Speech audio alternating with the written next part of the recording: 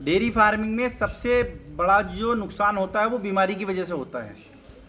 तो बीमारी कैसे ख़त्म की जा सकती है, जो बड़े बड़े डेयरी फार्म्स हैं वो कैसे बीमारी ख़त्म कर रहे हैं, और हम उसी रास्ते पर हैं। हमारे डेयरी फार्म से लगभग हमने बीमारियां ख़त्म कर दी हैं।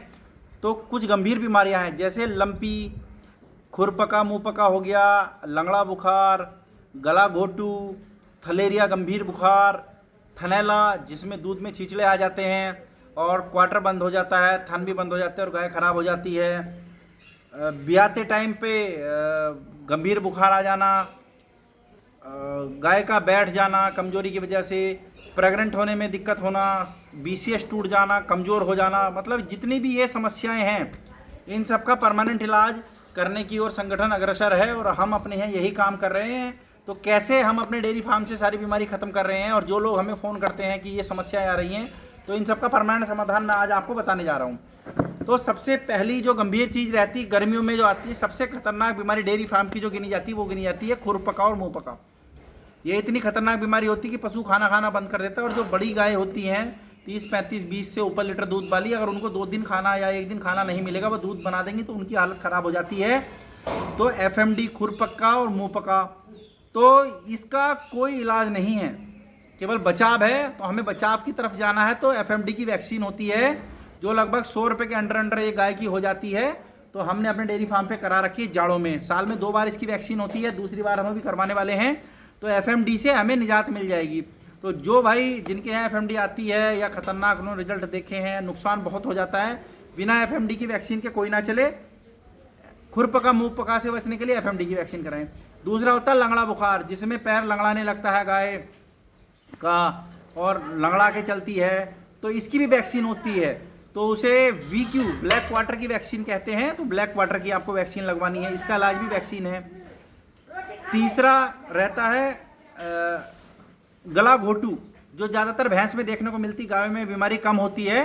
तो इसका भी जो इलाज है, इलाज से अच्छा बचाव की तरफ हमें जाना है, वैक्सीन। तो इसकी ब्लैक वाटर के साथ साथ इसकी हेमोरेजिक सेप्टिसीमिया इसको बोलते हैं, गला घोटू, तो इसकी भी वैक्सीन है। तो हमारे फार्म पे तीनों वैक्सीन एक साथ हुई हैं, एफएमडी, एचएस और वीक्यू। ये रक्षा ट्रायोवैक करके आती है इंडियन इम्यूनोलॉजिकल लिमिटेड की, तो वो हमने कर रखी है। तो पहली बार वैक्सीनेशन हमने की है अध्यक्ष जी के फार्म पे, तो कई साल से होती आ रही, तो वहाँ पे किसी तरह की कोई समस्या नहीं है। तो उन्होंने बीमारी को अपने फार्म से दूर भगा दिया।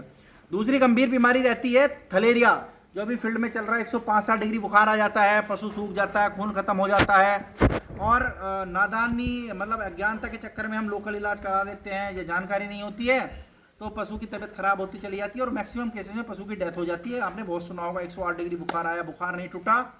इसका भी समाधान वैक्सीन है। इसकी भी लगभग 200 रुपये की एक वैक्सीन आती है, सर्दियों में हमारे फार्म पे हो चुकी है। इसको भी इंडियन इम्यूनोलॉजिकल लिमिटेड कंपनी ही बनाती है, साल में एक बार लगती है, सबका इसको लगाना होता है। तो 2 बीमारी हो गई। तीसरी रहती है लंपी महामारी, जिसका वास्तव में कोई इलाज नहीं है। तो इसका एक गोट पॉक्स के नाम से वैक्सीन आती है, ये भी इंडियन इम्यूनोलॉजिकल लिमिटेड कंपनी की है, वही लगनी है। तो ये भी सर्दियों में हम लगा चुके हैं अपने यहाँ। तो जो लंपी की महामारी रहती है उससे बहुत खतरा होता है, और आप 3-4 साल पहले तो राजस्थान में जो बीमारी आई थी जिसने बहुत ज़्यादा गायों को परेशान किया था, इससे बचने के लिए आप वैक्सीन की तरफ जाए। हमें अपने यहाँ ये वैक्सीन करवा चुके हैं। तो 3 बीमारी तो वो हो गई जो सीजनल है, और वैक्सीन इनकी केवल वैक्सीन है, इनका कोई इलाज नहीं। हालांकि थायलेरिया का तो इलाज है, लेकिन वो बहुत महंगा है, पशु को दिक्कत हो जाती है। तो हमें बचाव की तरफ जाना है। तो ये तीनों बीमारी जो मेजर मैंने आपको बताई है, गला घोटू हो गई, लंगड़ा बुखार हो गई, और खुरपका मुँह पका हो गई, थलेरिया हो गई और लंपी होगी, इनका समाधान तो हमने वैक्सीन से किया है। अगली जो मेन दिक्कत रहती है पशुपालन में वो है थनैला।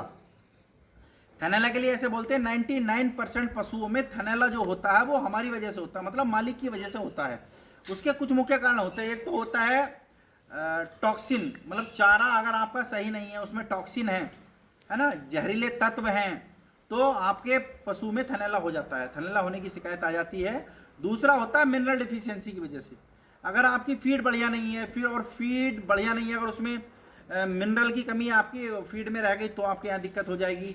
और तीसरा रहता है कि अगर आपका जो एनिमल है, कुछ आपकी बेसिक देखभाल आपको करके रखनी है, जैसे कि बैलेंस फीड उसमें रहेगी, रूमन का पीएच मेंटेन होना चाहिए। और कभी कभी क्या रहता है, जब हम मिल्किंग करते हैं, मिल्किंग करते टाइम ना थन खुला रहता है, गाय गंदगी में बैठ जाती है, कोई वायरस बैक्टीरिया चढ़ जाता है, उससे बचने के लिए आप टिट डिप आपको करना पड़ेगा, है ना। तो उससे आप थनैलों को रोक सकते हैं।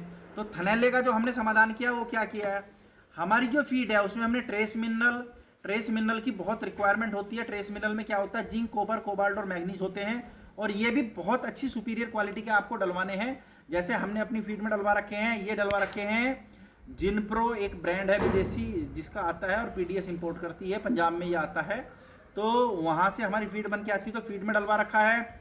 और दूसरी चीज़ है टॉक्सिन की, एक तो ट्रेस मिनरल की कमी तो फीड से पूरी होगी, और दूसरी रहती चारा। जो भी आप चारा खिला रहे हैं, जैसे हम साइलेज खिला रहे हैं, आप हरा चारा खिला रहे हैं, भूसा बरसात में भीगा हुआ हो गया, तो उसकी वजह से चारे में टॉक्सिन हो जाते हैं, जहरीले तत्व हो जाते हैं, तो फंगस ग्रोथ हो जाती है। उसको रोकने के लिए टॉक्सिन बाइंडर, तो वो टॉक्सिन को कंट्रोल करता है, बाइंड करके वो बाहर निकाल देता है। तो वो टॉक्सिन बाइंडर भी अच्छी कंपनी का हमने फीड में पंजाब से ही डलवा रखा है। तो ट्रेस मिनरल के एंड पे हमने थनैला को रोक लिया, और दूसरा टॉक्सिन बाइंडर के स्तर पे हमने थनैला को रोक लिया। तो जो और बाकी सेफ्टी प्रिकॉशन हमारा पूरा है कि हम टिट डिप कर देते हैं, है ना, मिल्किंग के बाद। तो ये सब चीज़ें हम इन 3 तरीके से हम थनैला को अपने यहाँ पे रोक लिया है। तो और एक और मेजर दिक्कत रहती है कि काविंग के टाइम पे पशु बैठ जाता, कहते हैं बैठ गया जी, कैल्शियम की कमी हो गई और फास्फोरस की कमी हो गई, मिनरल डिफिशियंसी हो गई। तो इन सब का समाधान भी हमने बैलेंस फीड से करा रखा है। फीड में ही अच्छा कैल्शियम का पाउडर डाला हुआ है, अच्छा फास्फोरस का पाउडर डाला हुआ है, मिनरल के लिए ट्रेस मिनरल डाले हुए हैं, और मिनरल के लिए ट्रेस मिनरल अलग, विटामिन भी अलग फॉर्म में डाले हुए हैं हमने, और साथ साथ में एंजाइम्स डले हुए हैं, जो एंजाइम्स डले हुए हैं, एक्टिव ईस्ट डला हुआ है। तो रूमन की जो चाल है, रूमन का जो डाइजेशन सिस्टम रहेगा गाय का, वो बिल्कुल प्रॉपर रहेगा। जब डाइजेशन सिस्टम प्रॉपर है तो आपको मैस्टाइटिस की दिक्कत नहीं आएगी, आपका पशु हेल्थी रहेगा, और जब हेल्थी रहेगा तो बीमारी इम्यूनिटी उसकी बहुत स्ट्रांग रहेगी, और मजबूत आदमी हो या जानवर हो उसमें बीमारी उतनी कम आएंगी। तो मैस्टाइटिस का हमने पूरा समाधान फीड से कर लिया है, और कुछ मैनेजमेंट के साथ कर लिया है। और अगर कोई इनिशियल स्टेज में आ जाता है सब क्लिनिकल मैस्टाइटिस, तो उसका बहुत आसान इलाज है, हम ये इंट्रामेमरी ट्यूब कर देते हैं, और अगर इनके ज़रूरत तो पड़ती नहीं है, अगर लगता है हमें कि सेफ्टी पर्पज से, तो एक छोटा सा एंटीबायोटिक से ही हम काम चला के अपने यहाँ पे बिल्कुल मैस्टाइटिस को लगभग हमने खत्म कर दिया। काविंग के टाइम पे जो दिक्कतें आती हैं कि बैठ गई गाय, कमजोर हो गई जी, तो वो हमने फीड से मैनेज कर रखी हैं सारी चीज़ें, जैसे मैं पहले ही बता चुका हूँ। अच्छा फास्फोरस, अच्छा कैल्शियम पाउडर, अच्छा ईस्ट, अच्छा विटामिन, एंजाइम, बफर, विटामिन और एंटीऑक्सीडेंट फीड में बहुत प्रॉपर डले हुए हैं। तो जब कोई गाय अच्छा खाती है, उसका रूमन बढ़िया रहता है, तो वो सब चीज़ों को ईजिली डाइजेस्ट भी करती है। तो जब फीड में कैल्शियम प्रॉपर है, फास्फोरस प्रॉपर है, तो जो कैल्शियम फास्फोरस की कमी आ जाती है गाय में काविंग के टाइम पे, वो भी नहीं आई, क्योंकि पशु मजबूत है, और सब न्यूट्रिशन और फास्फोरस कैल्शियम जो जो उसको रिक्वायरमेंट है वो प्रॉपर जा रही है। क्योंकि हमने जो फीड बनवाई है वो न्यूट्रिशन के प्रॉपर स्पेशलिस्ट से बनवाई है, सुनील बेनीवाल जी से बन जो रही है, वो सैबी पंजाब में लुधियाना में बन रही है, और अध्यक्ष जी फॉर्मूले की मॉनिटरिंग करते हैं, तीनों लोग साथ में फीड तैयार करके दे रहे हैं। तो वो जो दिक्कत आती काविंग के टाइम पे कि गाय बैठ गई है जी, इसको कैल्शियम लगा दो, इसको फास्फोरस लगा दो, और मतलब गाय कमजोर होगी, उठ नहीं पा रही है, और बहुत केसेस में गायों की डेथ हो जाती है। तो इसका कारण भी जो है वो आपकी पुअर फीड मैनेजमेंट है। तो ये सब चीज़ें हमने अपने यहाँ पे एडजस्ट कर ली हैं। तो गाय में यही मेजर बीमारियाँ रहती हैं, एफएमडी हो गई, लंपी हो गई, लंगड़ा बुखार हो गया, गला घोटू हो गया, थैलेरिया हो गया, थनैला हो गया, और ये phosphorus deficiency, calcium deficiency, magnesium deficiency, potassium deficiency, feed management से हमने ये सारी चीज़ें खत्म कर रखी हैं। तो अगर आपके डेयरी फार्म में या पशुपालन में अगर बीमारी नहीं है और आपका पशु अगर हेल्दी है, तो इन सब का समाधान से एक और अच्छी चीज़ ये होती है कि जब आपके एनिमल में सब चीज़ें बढ़िया हैं, तो आपकी गाय रिपीट भी नहीं करेगी, क्योंकि हेल्दी एनिमल कभी रिपीट नहीं करता है। रिपीट वही करता है जिसके या तो शरीर में कमजोरी होगी, कोई डिफिशियंसी होगी, और यूट्रस इन्फेक्शन वगैरह होगा, या उसको प्रॉपर डाइट नहीं मिल रही होगी, यानी किसी ना किसी कमी की वजह से ही एनिमल में दिक्कत आती है। तो डेयरी फार्म की जो मेन दिक्कतें हैं, मेन बीमारियां, इनको रोकने के लिए, इनसे बचाव करने के लिए संगठन लगातार कार्य कर रहा है। हम अपने डेयरी फार्म पे चीज़ें अप्लाई कर रहे हैं, तो ऑलमोस्ट हमारे यहाँ की बीमारियां लगभग खत्म हो गई हैं। तो जितने लोग संगठन से जुड़े हैं या अपने डेयरी फार्म से बीमारी खत्म करना चाहते हैं, या जो परेशान हैं, उनके लिए सबसे आसान तरीका है बीमारी का इलाज ना करके बीमारी की रोकथाम करना। हमने सब चीज़, हर बीमारी की रोकथाम लगभग कर दी है। तो डेयरी फार्मिंग में फायदा बनाने के लिए आपको अपने फार्म से बीमारी को खत्म करना होगा और बीमारी की बचाव की तरफ जाएं, इलाज की तरफ ना जाएं, है ना।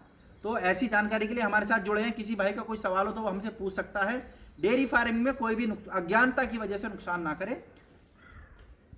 50 लोगों से मिले, डेयरी फार्म का विजिट करें, जब जाकर डेयरी फार्म की शुरुआत करें। धन्यवाद।